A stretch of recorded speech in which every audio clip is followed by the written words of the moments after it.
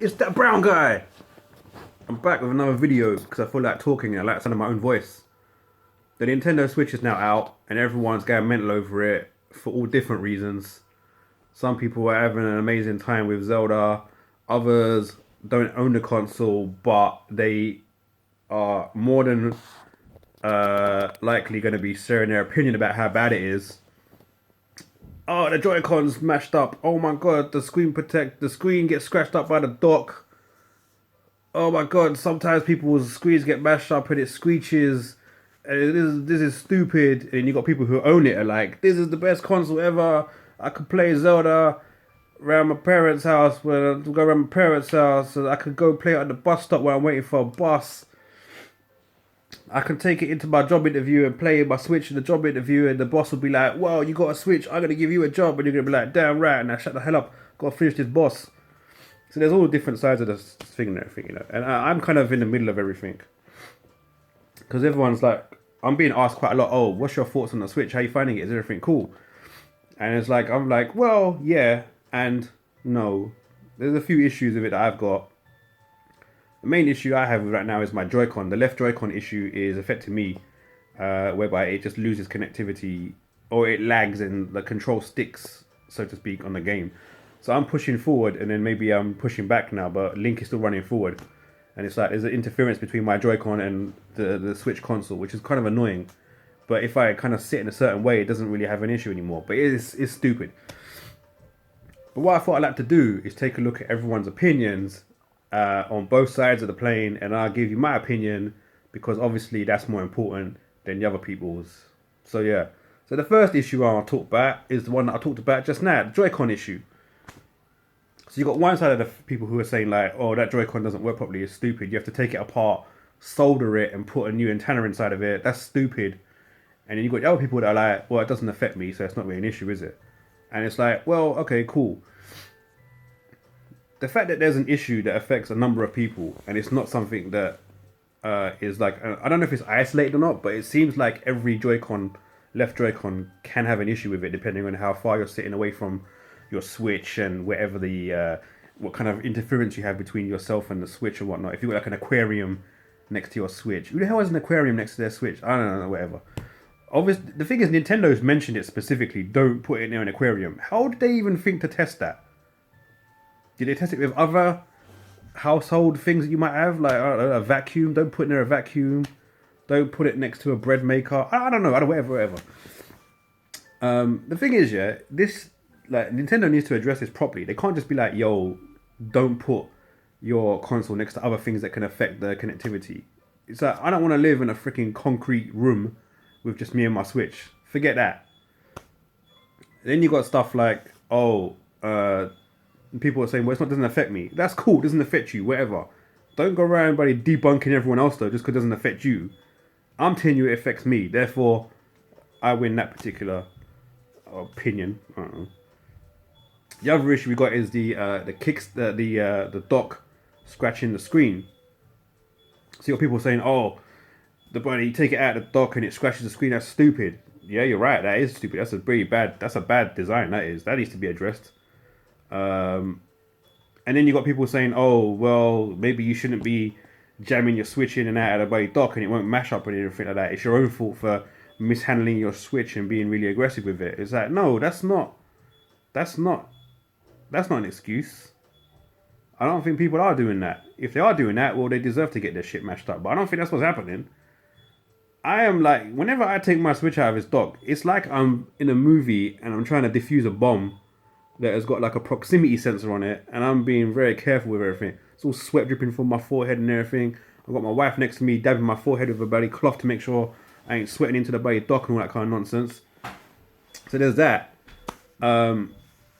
I don't think that's a good design, man. That's really bad. And then you got people who are like, well, I can just put a little bit of cloth in between the plastic and the screen. That'll sort it out. Which is cool, but should we have to do that as a consumer? No. What kind of nonsense is that? I don't want to have to be bloody doing intricate keyhole surgery on my freaking dock to ensure that I don't get a scratched screen. But there are people like, well, just get a screen protector. Cool, get a screen protector.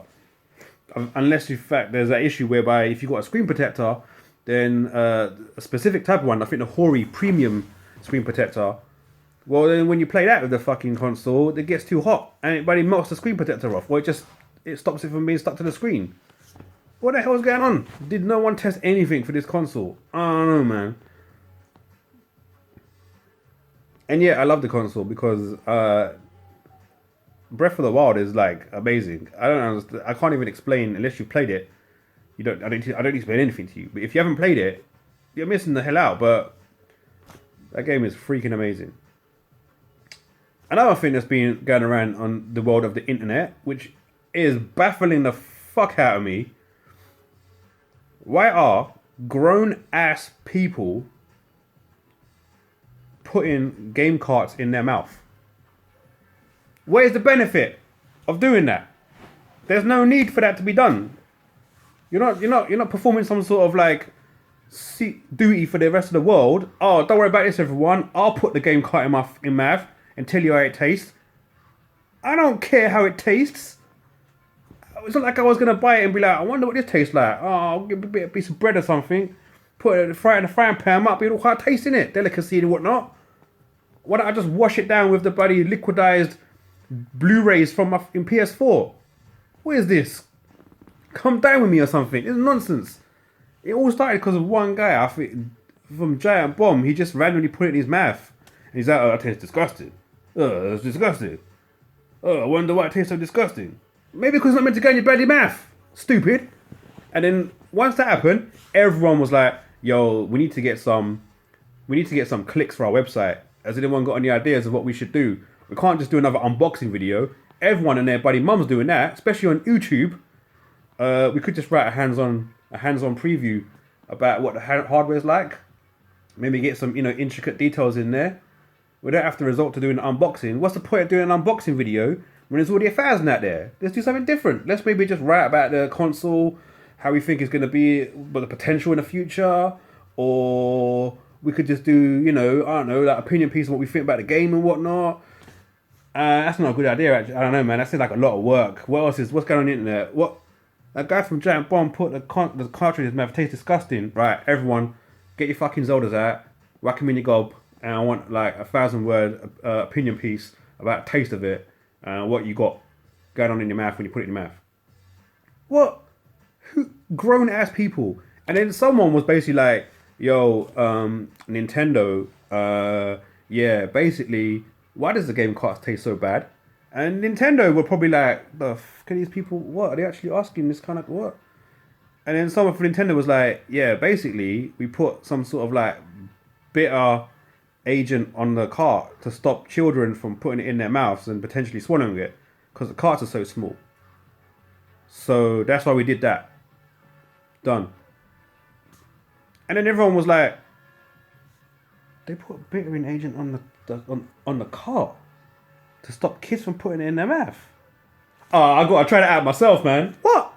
Where's the train of thought there, man? Why do you... And now, ironically, everyone's doing it. So it's just as bad as all the million unboxing videos. What's the point?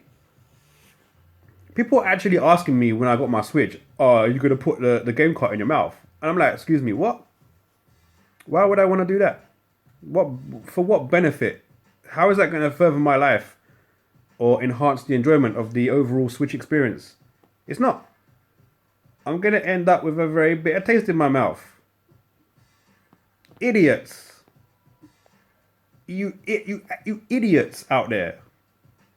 What the hell, man? Part of me wishes that you put it in your mouth and you choke on it. I don't hope you die. That's bad. I don't want you to die. But I would like for you to do that. And for you to have that slight split second of, oh, I fucked up. And now, if I die, that's going to be written. That's going to be known that I died because I put a game cart in my mouth so I could taste how bitter it is. I'm a fucking idiot. And then eventually it comes out of their mouth and they don't die. I don't want no one to die. But I would love for that to happen to someone whereby they have that realization that my life could end right now because I put a plastic cart in my mouth because I wanted to taste how bitter it is. Anyway, yeah, that baffled me to hell, man. Anyway, Zelda is like, I don't know, man. I love Zelda. That is amazing, but I'm not gonna lie to you. it has got like a technical issue whereby it does not like you running around in grassy fields. The console's like, nah, man, this is too much. Can't be having this. And the frame rate drops hard. Don't get me wrong, the game is gorgeous. Like the graphics, the sceneries, the environments, they look amazing.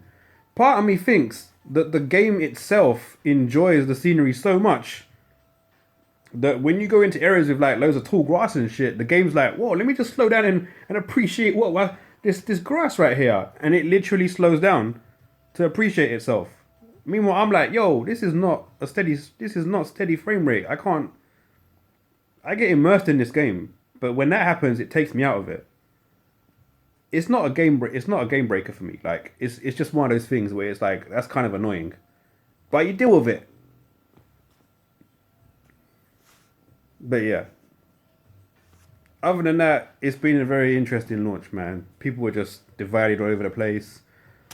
Some people are like, oh, I'm just gonna wait until next. I'm just gonna wait. There's no point buying it now. It's only one game coming out for it. Who buys a console for one game? A lot of people. It's not like people are like buying a console for one game is stupid. To a certain extent, that's right. However, we already know what's coming for the Switch, right? And that's what's been announced.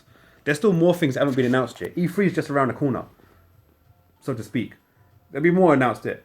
But let me just break something down for you people who are like, oh, who buys a console for one game? That's such a waste of money. That's so stupid. I would never do that. Look, let me just give you a heads up on something, yeah? I don't speak for everyone, but I'm fairly sure what I'm about to say does cover everyone else's opinions for those of the people who bought it day one with one game. It's not my intention to buy a Switch just for Zelda, and then I'm never going to play it again. This is a future investment. And to be honest with you, when it comes to Zelda, I don't really want to play any other game right now. That's why people who are like, oh, I'll just wait until the end of the year and buy a Switch. And I'm like, cool, that's fine. But then you've got stuff like Zelda. You have Mario Kart, Splatoon, ARMS, Mario. 5 games at least that you... I doubt everyone's going to buy all 5 of those games, but there's people who will buy all 5 of those. Are you going to have enough time in your life to play all 5 games so close? Around the holiday season when you should be with your families and stuff like that, pretending to love them and shit. When you should be when really you're like, I need to continue with Zelda, man. This grass is amazing and everything. Well, it's so slow. But you've got whatever. And then there's other people like, oh, this console's too expensive. It should have been way cheaper than this. Oh, 1-2 Switch, that should have been bundled in as a bundle game. And it's like, look, man, $280 for a console at launch isn't too bad. I would have loved for it to be cheaper, believe you me, man. But then it's like $280, whatever. I'll swallow that price. Future investment, right? Providing it still keeps working by then in the future. But listen, if they bundled in 1-2 Switch, it wouldn't cost $280. It would probably be above $300. And so then you got the situation whereby everyone's like, £300 for this console and it comes with a shitty minigame compilation. That's rubbish, man. That's not worth it. And it's like, you don't know what you want, man. Shut your mouth. Buy it if you want it. If you don't want it, move on. Simple as that. Oh, another thing that's quite funny is people who didn't pre-order the console, and they're like, "Oh man, I don't want to get this. It's not worth it." Then it comes out. Then they see all the hype and everyone get mental over it, and then they're like, "I need to get one now. Where can I get one from?"